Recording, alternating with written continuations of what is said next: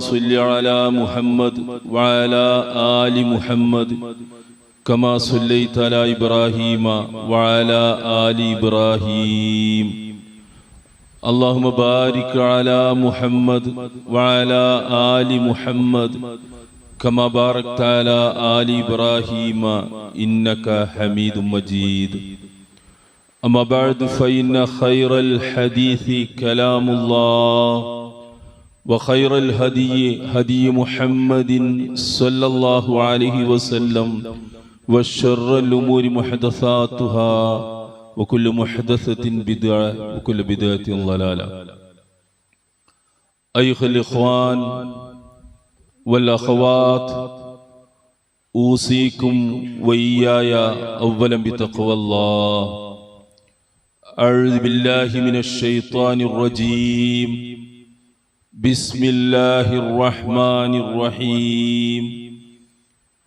إن الله يدافع عن الذين آمنوا وإن الله لا يحب كل خوان كفور. ആദരണീയരായ മുസ്ലിം സഹോദരന്മാരെ, സഹോദരിമാരെ, സർവശക്തനായ അല്ലാഹുവിൻ്റെ വിധി വിലക്കുകൾ ജീവിതത്തിലുടനീളം കഴിവിൻ്റെ പരമാവധി സൂക്ഷിച്ച് ജീവിക്കണേ എന്ന് എല്ലാ ഓരോരുത്തരെയും ആമുഖമായി ഓർമ്മിപ്പിക്കുകയാണ്. നബി തിരുമേനി സല്ലല്ലാഹു അലൈഹി വസല്ലം ഒരു ഹജ്ജ് മാത്രമാണ് നിർവഹിച്ചത്. അദ്ദേഹത്തിൻ്റെ അവിടുത്തെ ആയുസ്സിൻ്റെ ഏറ്റവും അവസാനത്തിലായിരുന്നു ആ ഹജ്ജ് നിർവഹണം. ആ ഹജ്ജ് നിർവഹിച്ച് 90 ദിവസത്തിൽ താഴെ മാത്രമാണ് പിന്നീട് അള്ളാഹുവിൻ്റെ റസൂൽ ജീവിച്ചിരുന്നത്. ആ ഹജ്ജോട് കൂടി ആ കർമ്മങ്ങളൊക്കെ പഠിപ്പിച്ചു കൊടുക്കുകയും ഇസ്ലാമിൻ്റെ എല്ലാ നിയമങ്ങളും ബാക്കിയുള്ളത് കൂടി പഠിപ്പിച്ചു കൊടുത്തുകൊണ്ടാണ് അള്ളാഹുവിൻ്റെ റസൂൽ വിടവാങ്ങിയത്. ആ ഹജ്ജിലാണ് വെള്ളിയാഴ്ച ദിവസം അറഫയിൽ നിൽക്കുന്ന സമയത്താണ് അൽയൗമ അക്മൽതു ലക്കും ദീനക്കും വഅത്മംതു അലൈക്കും നിഅമതി വറളീതു ലക്കുമുൽ ഇസ്ലാമ ദീന, ഇന്ന് ദീൻ പൂർത്തിയാക്കി തന്നിരിക്കുന്നു എന്ന ആശയമുള്ള ആയത്ത് ഇറങ്ങിയതും അന്നാണ്. ആ ഹജ്ജിന്റെ ഹജ്ജത്തുൽ വദാ, വിടവാങ്ങൽ ഹജ്ജ് എന്ന് പറയുന്നു. ആ ഹജ്ജിൽ റസൂൽ സല്ലല്ലാഹു അലൈഹി വസല്ലം നടത്തിയ ഒരു പ്രഭാഷണമുണ്ട്. അറഫയിൽ വെച്ചായിരുന്നു ആ പ്രഭാഷണം. ഇന്നും ആ പ്രഭാഷണം നടക്കുന്നു. ളുഹുർ നമസ്കാരത്തിന്റെ തൊട്ടു മുമ്പ് പ്രഭാഷണവും അതിനുശേഷം 2 റക്അത്ത് ളുഹുർ, തൊട്ടുടനെ 2 റക്അത്ത് അസ്റും ജമ്മും ഖസ്റുമായിട്ട് നമസ്കരിക്കും. ആ പ്രസംഗത്തിൽ വളരെ പ്രധാനമായ ഒട്ടനവധി കാര്യങ്ങൾ അള്ളാഹുവിൻ്റെ റസൂൽ ഒരു വിളംബരം എന്നോണം ലോകത്തെ അറിയിക്കുകയുണ്ടായി. അള്ളാഹുവിൻ്റെ റസൂൽ ആ പ്രഭാഷണം തുടങ്ങുന്നത്, ജനങ്ങളെ, യാ യുഹന്നാസ് ലഅല്ലി ലാ അൽഖാകും ബഅദ ആമി ഹാദാ അബദാ, ജനങ്ങളെ, ഒരു പക്ഷേ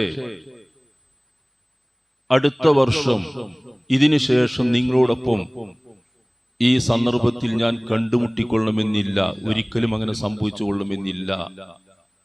അതുകൊണ്ട് ഞാൻ പറയുന്ന കാര്യങ്ങൾ നിങ്ങൾ ശ്രദ്ധിച്ച് കേൾക്കണം എന്ന് പറഞ്ഞുകൊണ്ട് വളരെ പ്രധാനപ്പെട്ട ഒരുപാട് വിഷയങ്ങൾ അദ്ദേഹത്തിന്റെ സുദീർഘമായ പ്രസംഗം, സുദീർഘം എന്ന് പറഞ്ഞാൽ അള്ളാഹുവിന്റെ റസൂലിന്റെ ഏറ്റവും നീണ്ട പ്രഭാഷണമായിരുന്നു അത്.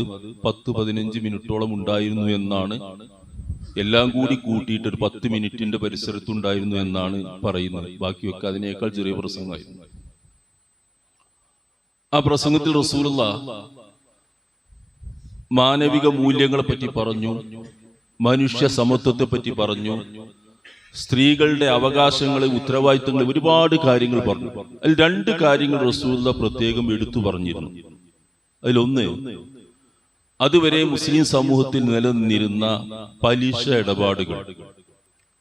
പലിശ ഇടപാട് പൂർണ്ണമായും നിരോധിച്ചിരുന്നില്ല. സാവകാശത്തിൽ പല ഘട്ടങ്ങളായിട്ടാണ് അത് നിരോധിച്ചത്.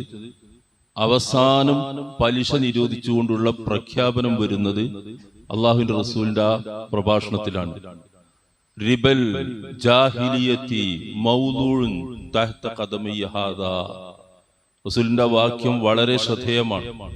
ജാഹിലിയ കാലത്ത് നിലനിന്നിരുന്ന മുഴുവൻ പലിശ ഇടപാടുകളും ഞാൻ എൻ്റെ കാൽ കീഴിൽ ചവിട്ടി താഴ്ത്തുന്നു. അങ്ങനെയാണ് പറഞ്ഞത്, എൻ്റെ കാൽ കീഴിൽ ചവിട്ടി താഴ്ത്തുന്നു. ഇനി ഒരു പലിശ ഇടപാട് ഈ സമൂഹത്തിൽ ഉണ്ടാകാൻ പാടില്ല. ഈ റസൂൽ ആദ്യം പറഞ്ഞൊരു വാക്ക് അവ്വലു റിബൻ, ഏറ്റവും ആദ്യം ഞാൻ നിരോധിക്കുന്നത് റിബാന അബ്ബാസ് ബിൻ അബ്ദുൽ മുത്തലിബ്, എൻ്റെ കുടുംബത്തിൽപ്പെട്ട എൻ്റെ മൂത്താപ്പ അബ്ബാസിന് കൊടുക്കാനുള്ള പലിശ ഇനി ആരും കൊടുക്കേണ്ടതില്ല. അബ്ദുൽ മുത്തലിബിന്റെ മകനാണ് അദ്ദേഹം, നബിയുടെ മൂത്താപ്പയാണ്. അദ്ദേഹം വലിയ പലിശ ഇടപാടുകാരനായിരുന്നു. ഇസ്ലാമിലും അത് നടത്തിയിരുന്നു, കാരണം നിരോധിച്ചിട്ടില്ല. അത് എന്നേക്കുമായി നിരോധിക്കും. രണ്ടാമത് റസൂൽ സല്ലല്ലാഹു അലൈഹി വസല്ലം പറഞ്ഞത്, ജാഹിലിയ കാലത്തെ എല്ലാ രക്തപ്പകയും ഞാൻ ഇന്നെന്റെ കാൽ കീഴിൽ ചവിട്ടി താഴ്ത്തുന്നു. ഇനി ഒരു രക്തപ്പകയില്ല. രക്തപ്പക എന്നതുകൊണ്ട് ഉദ്ദേശിക്കുന്നത് ഏതെങ്കിലും ഒരു ഗോത്രത്തിൽ ആരെങ്കിലും കൊല്ലപ്പെട്ടു കഴിഞ്ഞാൽ ആ ഗോത്രത്തിലെ കൊല്ലപ്പെട്ട വ്യക്തിയുടെ ആൾ അല്ലെങ്കിൽ ആ ഗോത്രക്കാർ ആ മറു ഗോത്രക്കാരന് ഏതെങ്കിലും വിധത്തിൽ പകരം ചോദിച്ചിരിക്കും. അത് ഗോത്രഭരണം നിലനിൽക്കുന്നിടത്ത് സ്വാഭാവികമായിട്ട് നടക്കുന്ന സംഗതിയാണ്. അതങ്ങനെ നിലനിന്ന് തിരിച്ചും മറിച്ചും കൊലപാതകങ്ങൾ നടന്നുകൊണ്ടേയിരിക്കും. അള്ളാഹുവിന്റെ റസൂൽ പറഞ്ഞത്, ഇനി എന്നേക്കുമായിട്ട് അത് ഞാൻ നിരോധിക്കുന്നു. ആദ്യം ഞാൻ നിരോധിക്കുന്നത് എന്റെ കുടുംബത്തിൽപ്പെട്ട റബിയത്ത് ഇബ്നുൽ ഹാരിസിന്റെ രക്തപകയാണ്. ഇനി അദ്ദേഹത്തിന് അതിന് പകരം വീട്ടാൻ പാടില്ല. ഹുദൈൽ ഗോത്രക്കാരാണ് അദ്ദേഹത്തെ കൊന്ന്, അവരോട് ഇനി പകരം ചോദിക്കാൻ പാടില്ല. ഈ രണ്ട് പ്രസ്താവനയിലും അള്ളാഹുവിന്റെ റസൂൽ സ്വീകരിച്ച ഒരു ശൈലിയാണ് ഇവിടെ ശ്രദ്ധിക്കേണ്ടത്. പലിശയെ നിരോധിച്ചുകൊണ്ട് പറഞ്ഞെടുത്ത് ഞങ്ങൾക്ക് കിട്ടാനുള്ള പലിശ എന്നാണ്, എന്റെ കുടുംബത്തിന് വരാനുള്ള വരവ് എന്നാണ്. അഥവാ റസൂലിന്റെ കുടുംബമാണ്, മൂത്താപ്പയാണ് അബ്ബാസ്, അദ്ദേഹത്തിനുള്ള കിട്ടാനുള്ള വരവ് ഇതാ ഞാൻ ഔപചാരികമായി ഇവിടുന്ന് എന്നേക്കുമായിട്ട് ഇല്ലാതെയാക്കുന്നു. രണ്ടാമത് നിഷിദ്ധമാക്കിയ രക്തപ്പകയുടെ ഇടപാടും അങ്ങനെ തന്നെ. റസൂലുള്ളാഹിന്റെ മുലകുടി ബന്ധത്തിലുള്ള ഒരാളാണ് റബിയ. അദ്ദേഹത്തെയാണ് കൊന്നത്, ഹുദൈൽ ഗോത്രക്കാരനാണ് കൊന്നത്. ഇനി അവരോട് പകരം ചോദിക്കാൻ പാടില്ല, ഞാൻ അതിവിടെ ദുർബലപ്പെടുത്തുന്നു എന്നാണ്. രണ്ടു ഭാഗത്തും നമ്മുടെ, എന്റെ, ഞങ്ങളുടെ എന്നൊക്കെ പറഞ്ഞുകൊണ്ടാണ് റസൂൽ പറഞ്ഞത്. ഇത് വളരെ ശ്രദ്ധേയമായ ഒരു പ്രസ്താവനയായിട്ട് നമ്മൾ കാണണം. ഒരു നിയമം നടപ്പാക്കുമ്പോൾ ആ നിയമം അള്ളാഹുവിന്റെ റസൂൽ സ്വന്തം കുടുംബത്തിൽ നിന്നാണ് ആദ്യം നടപ്പാക്കി തുടങ്ങുന്നത്. അതിന്റെ ലാഭനഷ്ടങ്ങളൊക്കെ തന്റെ കുടുംബത്തിനാണ് വരേണ്ടത്. അവിടെ നിന്നാണ് നിയമം നടപ്പാക്കി സമൂഹത്തിലേക്ക് പ്രചരിപ്പിക്കേണ്ടത്. ഈ തത്വം അള്ളാഹുവിന്റെ റസൂൽ എല്ലാ രംഗത്തും സൂക്ഷിച്ചിരുന്നു, ശ്രദ്ധിച്ചിരുന്നു. ഇസ്ലാമിക പ്രബോധനം കൊണ്ട് താൻ ഒരു നബിയായി നിയുക്തനായതിന്റെ പേരിൽ തനിക്കോ കുടുംബത്തിനോ ഏതെങ്കിലും നിലക്കുള്ള ലാഭം, നേട്ടമുണ്ടാക്കുക എന്നത് അതിന്റെ ഉദ്ദേശമോ ലക്ഷ്യമോ ആയിരുന്നില്ല. എന്നല്ല, എന്ത് നഷ്ടവും കഷ്ടവും സഹിച്ചും തന്റെ ദൗത്യ നിർവഹണമാണ് അള്ളാഹുവിന്റെ റസൂൽ മുഖ്യമായി കണ്ടത്. അതുകൊണ്ട് തന്നെ ഈ രണ്ട് കാര്യവും റസൂൽ അങ്ങനെയാണ് നടപ്പാക്കിയത്. എന്നാൽ നിങ്ങൾ നോക്കൂ, നബി സല്ലല്ലാഹു അലൈഹി വസല്ലം ഇത് മാത്രമല്ല, പല കാര്യങ്ങളിലും ഈ നിലപാട് തന്നെയാണ് സ്വീകരിച്ചത്. നഷ്ടം വരുന്നിടത്ത് താൻ സഹിക്കുന്നു, ലാഭം വരുന്നിടത്ത് മറ്റുള്ളവർക്ക് കൊടുക്കുന്നു റസൂലുള്ളാഹി. അതൊരു ഭരണാധികാരി, എക്കാലത്തെയും നേതാക്കളും ഭരണാധികാരികളും ശ്രദ്ധിക്കേണ്ട കാര്യമാണ്. നമ്മുടെ നാട്ടിലല്ല, ലോകത്തെവിടെയുമുള്ള ഭരണാധികാരികൾ അവരുടെ ജീവിതത്തിൽ പാലിക്കേണ്ട മുറ അത് തന്നെയാണ്. തനിക്ക് നേട്ടമുണ്ടാക്കാനല്ല, സമൂഹത്തിനും ജനങ്ങൾക്കും നന്മ വരുത്താനാണ് നേതൃത്വവും ഭരണവും ഒക്കെ. നമുക്ക് റസൂൽ സല്ലല്ലാഹു അലൈഹി വസല്ലമ ഈ സക്കാത്ത് നടപ്പാക്കുന്ന ഒരു പ്രഖ്യാപനമുണ്ട് റസൂലുള്ളാഹിന്റെ. സക്കാത്ത് ഒരു സാമ്പത്തിക ഇടപാടാണ്. ആ സാമ്പത്തിക ഇടപാട് നടപ്പാക്കുമ്പോൾ അത് കൊടുക്കുന്നവന് കയ്യിൽ നിന്ന് കാശ് പോകുമെന്ന് പറഞ്ഞാൽ ഭൗതികമായിട്ട് പ്രത്യക്ഷമായിട്ട് കാശ് കയ്യിൽ നിന്ന് പോകും. കിട്ടുന്നവന് കാശ് ഇങ്ങോട്ട് കിട്ടുകയും ചെയ്യും, ധനം ഇങ്ങോട്ട് കിട്ടുകയും ചെയ്യും. റസൂൽ അതിനെപ്പറ്റി പറയുന്നു, സക്കാത്ത് നടപ്പാക്കുന്ന മൻ അഅ്താഹ മുത്തജിറൻ ഫലഹു അജ്റുഹു. വമൻ മനാഹാ ഫഇന്ന ആഖിദുഹാ വശത്രു മാലിഹി അസ്മത്ത് മിൻ അസ്മാത്തി റബ്ബിന ലാ യഹില്ലു ലിആലി മുഹമ്മദിൻ മിൻഹാ ഷൈഉൻ. വളരെ ശ്രദ്ധേയമാണ് ആ പ്രഖ്യാപനങ്ങൾ. നമ്മൾ വലിയ ഓരോ അക്ഷരങ്ങളും പെറുക്കിയെടുക്കേണ്ടതാണ്. സൂര്യ പറയുന്നത് എന്താണെന്ന് അറിയോ?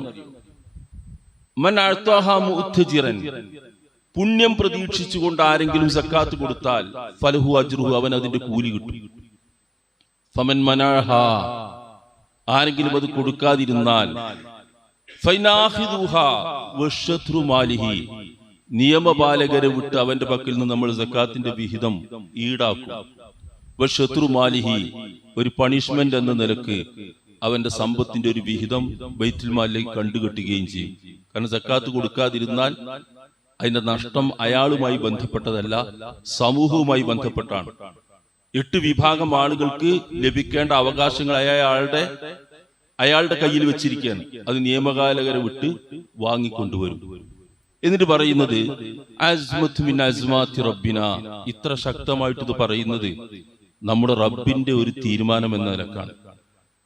എന്നിട്ട് വീണ്ടും പറയുന്നൊരു വാക്ക് ലാ യഹില്ലു ലിആലി മുഹമ്മദിൻ മിൻഹാ ഷൈഉൻ, മുഹമ്മദിനോ അദ്ദേഹത്തിന്റെ കുടുംബത്തിനോ ഈ സക്കാത്തിന്റെ സമ്പത്തിൽ നിന്ന് ഒരു പൈസയും വാങ്ങാൻ അവകാശമില്ല. ഇങ്ങോട്ട് കിട്ടാനുള്ളതാണ് സക്കാത്ത്. പക്ഷെ റസൂൽ അതിനെപ്പറ്റി പറയുന്നത് അത് ഇങ്ങനെയൊക്കെ കൊടുത്തിരിക്കണം, ഇല്ലെങ്കിൽ നിയമപാലകരെ വിട്ട് വാങ്ങിക്കൊടുക്കും എന്നൊക്കെ കർശനമായിട്ട് പറയുന്ന റസൂൽ പറയുന്നത്. പക്ഷെ എനിക്കോ എന്റെ കുടുംബത്തിൽ ബനൂ ഹാഷിമിനോ അതിന്റെ ഒരു വിഹിതവും പറ്റാൻ പാടില്ല, ഹറാമാണ് സക്കാത്ത് വാങ്ങുന്നത് എന്നാണ്. ഇതൊരു നയമാണ്. രാജ്യത്തെ ഭരിക്കുന്ന ആളുകൾ, സമൂഹത്തിന് നേതൃത്വം കൊടുക്കുന്ന ആളുകൾ, ജനങ്ങളുടെ കാര്യങ്ങൾ കൈകാര്യം ചെയ്യുന്ന ആളുകൾ അത് തങ്ങളുടെ സുരക്ഷിതത്വത്തിനും തങ്ങൾക്ക് ലാഭമുണ്ടാക്കാനും തങ്ങളുടെ കുടുംബങ്ങൾക്കും ബന്ധുക്കൾക്കുമൊക്കെ സുരക്ഷിതത്വവും വരുമാനവും ഒക്കെ ഉണ്ടാക്കാനുള്ള ഒരു ഏർപ്പാടായിട്ടല്ല ഇസ്ലാം ഈ കാര്യങ്ങൾ ഒന്നും കാണുന്നത്. മറിച്ച് അതൊക്കെ ഏറ്റവും ആദ്യം കർശനമായിട്ട് നടപ്പാക്കുന്നത് തന്റെ വീട്ടിലാണ്, തന്റെ കുടുംബത്തിലാണ്. അത് റസൂൽ എല്ലാ കാര്യത്തിലും ശ്രദ്ധിച്ചിരുന്നു. നിങ്ങൾ നോക്കൂ, റസൂൽ സല്ലല്ലാഹു അലൈഹി വസല്ലമയുടെ ഭാര്യമാർ, നബി, പ്രവാചക ഭക്തിമാർ, അവരൊക്കെ വലിയ ആദരവുള്ള ആളുകളാണ്. എന്ന് പറഞ്ഞാൽ വിശ്വാസികളുടെ ഉമ്മഹാത്തുൽ മുഅ്മിനീൻ എന്നാണ്. സത്യവിശ്വാസികളുടെ മാതാക്കളാണ് അവർ. ഉമ്മ എന്നാണ് വളരെ പ്രായം കുറഞ്ഞ ആയിഷ റളിയല്ലാഹു പോലും മുതിർന്ന സഹാബികൾ വിളിച്ചിരുന്നത്. അത്ര ആദരവുള്ള സ്ഥാനമാണത്. അവരെ പറ്റി വിശുദ്ധ ഖുർആൻ പറയുന്നത് യാ നിസാ നബി ലസ്തുന്ന കഅഹദി മിനൻ നിസാ, പ്രവാചക ഭക്തിമാർ, അല്ലാഹുവിന്റെ കൽപ്പനയാണ്, നിങ്ങൾ മറ്റുള്ള സ്ത്രീകളെ പോലെ അല്ല. എന്നിട്ട് കുറെ കാര്യങ്ങൾ അവരോട് പറയുന്നു. തുറന്നു പറയുന്നൊരു വാക്യം നോക്കുന്നു, യാ നിസാ നബി, പ്രവാചക ഭക്തിമാരെ, മയ്യതി മിൻകുന്ന ബിഫാഹിഷത്തിൻ മുബയ്യിനത്തിൻ, നിങ്ങൾ ഏതെങ്കിലും ആളുകൾ, നിങ്ങൾ ആരെങ്കിലും ഒരാൾ പ്രത്യക്ഷമായ വ്യക്തമായ വല്ല വൃത്തികേടുകളും ചെയ്താൽ അവർക്ക് മറ്റുള്ളവർക്ക് ലഭിക്കുന്നതിന്റെ ഇരട്ടി ശിക്ഷ ലഭിക്കുന്നതാണ്. നബിന്റെ ഭാര്യമാരാണ്. വല്ലതും ചെയ്താൽ അവർക്ക് ശിക്ഷയുണ്ട് എന്നല്ല പറയുന്നത്, ഇരട്ടി ശിക്ഷ ലഭിക്കുന്നതാണ്. വകാന ദാലിക അലല്ലാഹി യസീറ, ആ നിയമം നടപ്പാക്കാൻ അള്ളാഹുവിന് വളരെ എളുപ്പമാണ്. നോക്കി, ഇവിടെയും റസൂലിന്റെ സ്വന്തം കാര്യമാണ്, വീട്ടിലെ കാര്യമാണ്. ആ കാര്യം നടപ്പാക്കുന്നിടത്ത് വളരെ കർശനമായിട്ടാണ് ഖുർആൻ ആ കാര്യം പറയുന്നത്. നബിയുടെ ശിഷ്യന്മാരായിരുന്ന സഹാബികളും ഒക്കെ ഈ കാര്യം ശ്രദ്ധിച്ചിരുന്നു. അവരൊക്കെ നിയമങ്ങൾ നടപ്പാക്കുന്നിടത്ത് അങ്ങനെയായിരുന്നു. ഖലീഫ ഉമറുല്ലാഹിന്റെ വളരെ പ്രസിദ്ധമായ ഒരു സംഭവമുണ്ട്. അദ്ദേഹം റസൂൽ സല്ലല്ലാഹു അലൈഹി വസല്ലമയുടെ കാലത്തിന് ശേഷം, അബൂബക്കറിന്റെ കാലത്തിന് ശേഷം ഖലീഫയായ വ്യക്തിയാണ്. അദ്ദേഹം വളരെ കർശനമായി നീതി നടപ്പാക്കിയിരുന്ന ഒരു ഖലീഫയായിട്ട് ലോകം ഇന്നും വിലയിരുത്തുന്നു അദ്ദേഹത്തെ. ഖലീഫ ഉമർ, അങ്ങനെയാണ് അദ്ദേഹത്തെ വിലയിരുത്തുന്നത്. അദ്ദേഹം ഒരു നിയമം നടപ്പാക്കുമ്പോൾ ഏറ്റവും ആദ്യം അത് വീട്ടിൽ പോയി പറയും, തന്റെ വീട്ടിലെ അംഗങ്ങളോട് പറയും, ഇങ്ങനെ ഒരു നിയമത്തിന്റെ വിളംബരം ഉണ്ടാകാൻ പോവുകയാണ്, ശ്രദ്ധിക്കണം, നല്ല പോലെ ശ്രദ്ധിക്കണം. നിങ്ങൾ ആരെങ്കിലും ആ കാര്യത്തിൽ വീഴ്ച വരുത്തിയാൽ നിങ്ങൾക്ക് ഇരട്ടി ശിക്ഷ കിട്ടും.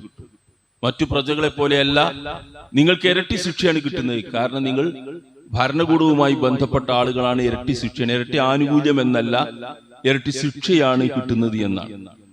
ഉമർലാന്റെ ആ വാക്ക് ശ്രദ്ധിച്ചു നോക്ക്. വന്നാസ് യൻദുറൂനയിലേക്കും എന്നാണ്. ജനങ്ങൾ നിങ്ങളെ വീക്ഷിക്കുന്നത് ഒരു പരുന്ത്, ഒരു പക്ഷി അതിന്റെ ആഹാരമായ മാംസത്തിലേക്ക് കണ്ണു നട്ടു നോക്കുന്നത് പോലെയാണ്.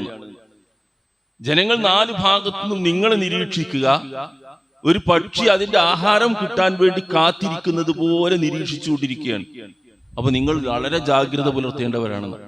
നമ്മുടെ ലോകവും നമ്മുടെ നാടും നമ്മുടെ രാജ്യവും ഒക്കെ പഠിക്കേണ്ട കാര്യങ്ങളാണ് ഇതൊക്കെ. വളരെ മാതൃകാപരമായിട്ട് മതത്തിന്റെ അടിസ്ഥാനത്തിൽ കാര്യങ്ങൾ നടപ്പാക്കിയപ്പോൾ അള്ളാഹുവിന്റെ റസൂൽ ജനങ്ങളെ പഠിപ്പിച്ച കാര്യങ്ങൾ ഇങ്ങനെയൊക്കെയാണ്. മുസ്ലിം സമൂഹവും മുസ്ലിം നേതൃത്വവും അല്ലാത്തവരുമൊക്കെ ജനങ്ങളുടെ കാര്യം കൈകാര്യം ചെയ്യുന്ന ഭരണം നടത്തുന്നവരായിരുന്നാലും സംഘടനാ നേതൃത്വത്തിൽ നിൽക്കുന്നവരായിരുന്നാലും ആരായിരുന്നാലും ശരി, അവരൊക്കെ ശ്രദ്ധിക്കേണ്ടത് അവനവന്റെ ഭാഗത്താണ് ആദ്യം ക്ലിയറാക്കേണ്ടത്, കൃത്യമാക്കേണ്ടത്. അത് ശരിയാക്കിക്കൊണ്ടാണ് ജനങ്ങളോട് കാര്യങ്ങൾ പറയേണ്ടതും മാറ്റങ്ങൾ ഉണ്ടാക്കേണ്ടതും.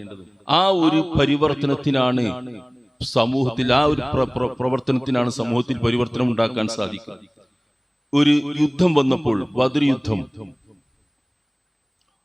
ഏറ്റവും ആദ്യത്തെ യുദ്ധമാണ്. 1-ാമത്തെ വർഷം കഴിയുന്നേ ഉള്ളൂ. മദീനയിൽ ചെന്നിട്ട് ഒരു സംഗതി വശാൽ യുദ്ധത്തിലേക്ക് എത്തിപ്പെട്ടതായിരുന്നു. ഈ യുദ്ധത്തിന് തയ്യാറായതല്ല. ആ യുദ്ധത്തിന്റെ ഘട്ടത്തിൽ ഇന്ന് നടക്കുന്നത് പോലെ ഒരു യുദ്ധമല്ല. ഒരു മൈതാനത്ത്, ബദർ എന്ന് പറയുന്ന മദീനയിൽ ഏതാണ്ട് 100 കിലോമീറ്റർ അപ്പുറമുള്ള ഒരു മൈതാനത്ത് നടക്കുന്ന നേർക്കുനേരെയുള്ള ഏറ്റുമുട്ടലാണ്. അതാണ് അന്നത്തെ യുദ്ധം. ശത്രുപക്ഷത്ത് നിന്ന് ഏറ്റവും പ്രമുഖരായ ആളുകൾ വന്ന് നിരന്നിട്ടുണ്ട്. അവര് യുദ്ധത്തിന് തയ്യാറായപ്പോൾ അവർ മുന്നോട്ട് വന്നിട്ട് ഇതൊന്ന യുദ്ധം, നേർക്കുനേരെയുള്ള ഏറ്റുമുട്ടലാണ്.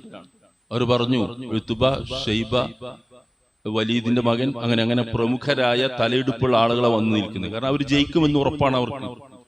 കാരണം അത്രയും ധാർഷ്ട്യത്തിലും ധിക്കാരത്തിലുമാണ് അവർ മക്കയിൽ നിന്ന് മദീനയിലേക്ക് വന്നതാണ് യുദ്ധത്തിന് വേണ്ടി. അവർ പറഞ്ഞു, ഞങ്ങളോട് കിടയൊക്കുന്ന ആളുകളുണ്ടെങ്കിൽ മറുഭാഗത്ത് വരട്ടെ ഏറ്റുമുട്ടാൻ. ആരെയും അല്ലറ ചില്ലറ ഇങ്ങോട്ട് വിടണ്ടാന്ന്. നല്ല വലിയ മുതിർന്നവരുണ്ടെങ്കിൽ ഇങ്ങോട്ട് വിടണം. റസൂൽ വിട്ടതാരെ നിങ്ങൾ ആദ്യം വിട്ടത് തന്റെ മൂത്താപ്പാൻ ഹംസ റളിയല്ലാഹു അൻഹു. ഈ യുദ്ധമാണ്, കൊല്ലപ്പെടും. ഹംസ റളിയല്ലാഹു അൻഹു വിട്ടുകൊടുത്തു. മറ്റൊന്ന് മരുമകൻ, മകളുടെ ഭർത്താവും മൂത്താപ്പാന്റെ മകനും Ali bin Abi Talib, Ali റളിയല്ലാഹു അൻഹു വിട്ടുകൊടുത്തു. വേറെ നബിയുടെ വേറൊരു കുടുംബത്തിൽപ്പെട്ട വേറൊരാളെയും വിട്ടുകൊടുത്തു. അവരാണ് ഏറ്റുമുട്ടിയതും മറുഭാഗത്തുള്ളവരെ വധിച്ചു കളഞ്ഞു. നമുക്കൊരു യുദ്ധം വരുന്നിടത്ത് ജീവൻ തന്നെ നഷ്ടപ്പെടാം, അതിന് സാധ്യതയുണ്ട് എന്ന് വരുന്നിടത്ത് അള്ളാഹുവിന്റെ റസൂൽ തന്റെ ഭാഗത്ത് നിന്ന് ആ നഷ്ടം സഹിക്കാൻ തയ്യാറാവുക. അതാണ് നേതൃത്വവും, അതാണ് സമൂഹത്തിന് ഉപകരിക്കുന്നതും. അവിടെയാണ് നമ്മുടെ ഭരണാധികാരികളും നേതാക്കളും ഒക്കെ പഠിക്കേണ്ടത്. അറഫായിലെ റസൂലുള്ളാഹിന്റെ ആ പ്രസംഗത്തിലൂടെ റസൂൽ പഠിപ്പിക്കുന്ന കാര്യം അതാണ്. എന്റെ കുടുംബത്തിൽ നിന്നാണ് ഞാൻ ഈ നിയമങ്ങളൊക്കെ നടപ്പാക്കി തുടങ്ങുന്നത് എന്ന് പറഞ്ഞുകൊണ്ട് ലോകത്തിന്റെ മുമ്പിൽ എന്നേക്കുമായിട്ടൊരു മാതൃക അള്ളാഹുവിന്റെ റസൂൽ പഠിപ്പിച്ചു കൊടുക്കുകയാണ്. ഇതൊക്കെ നമ്മളും പഠിക്കുക, നമ്മളും നമ്മുടെ ജീവിതത്തിൽ ഇതൊക്കെ ഒന്ന് ശ്രദ്ധിക്കാൻ ശ്രമിക്കുക. പടച്ചവൻ തൗഫീഖ് ചെയ്യുമാറാവട്ടെ.